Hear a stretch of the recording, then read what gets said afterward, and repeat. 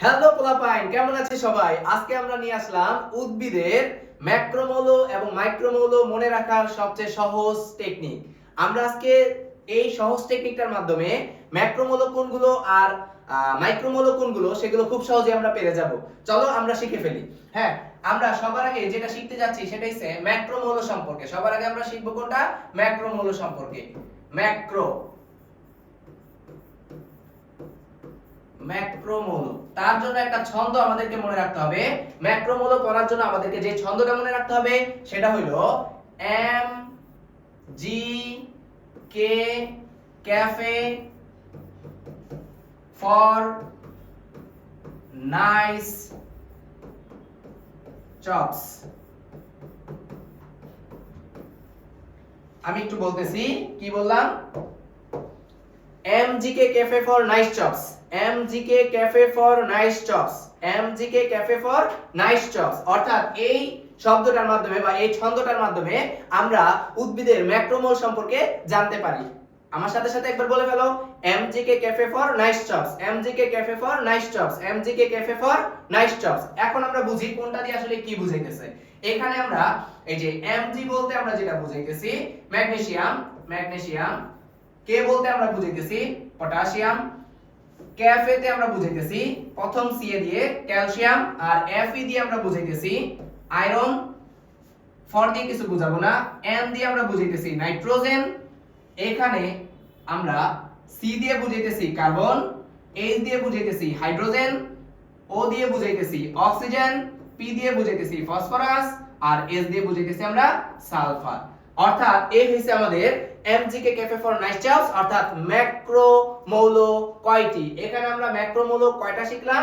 1 2 3 4 5 6 7 8 9 10টা ম্যাক্রোমৌল বললাম। ওকে, সহজে মনে রাখার ম্যাক্রোমৌলগুলো এই ছন্দটা দিয়ে আমরা মনে রাখতে পারি।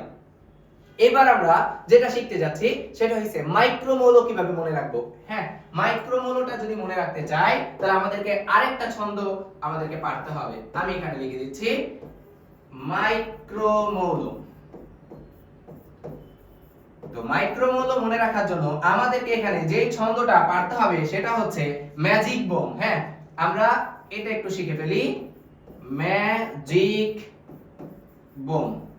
ওকে, ম্যাজিক বোম। তাহলে ম্যাজিক বোমের আসলে কোনটা দিয়ে কি বোঝায় সেটা আমরা শিখে ফেলি।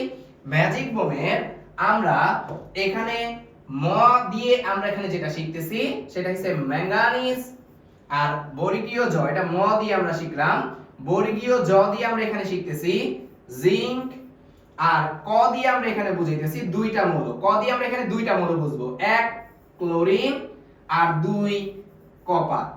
এক ক্লোরিন দুই কপার। এটা আমরা কি দিয়ে বুঝতেছি? অবশ্যই এটা এই দুইটা মৌলকে আমরা শিখব মূলত কি, এই দুইটা মৌলকে আমরা শিখব কপার আর কি ক্লোরিন। কপার আর ক্লোরিন, ক দিয়ে আমরা বুঝবো ক্লোরিন আর কি কপার।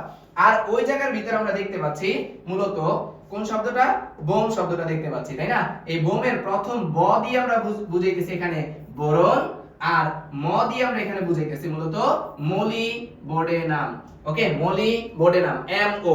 অর্থাৎ আমার সাথে সাথে একবার বলে ফেলো যে আমাদের ম্যাক্রোমৌল কোনগুলো। ম্যাক্রোমৌল সহজে মনে রাখার জন্য আমাদেরকে যে ছন্দটা মনে রাখতে হবে সেটা হইছে MGK Cafe for Nice Chops, MGK Cafe for Nice Chops। যেখানে আমরা দেখতেছি কি magnesium, calcium, potassium, calcium, iron, nitrogen, carbon, hydrogen, oxygen, phosphorus, sulphur.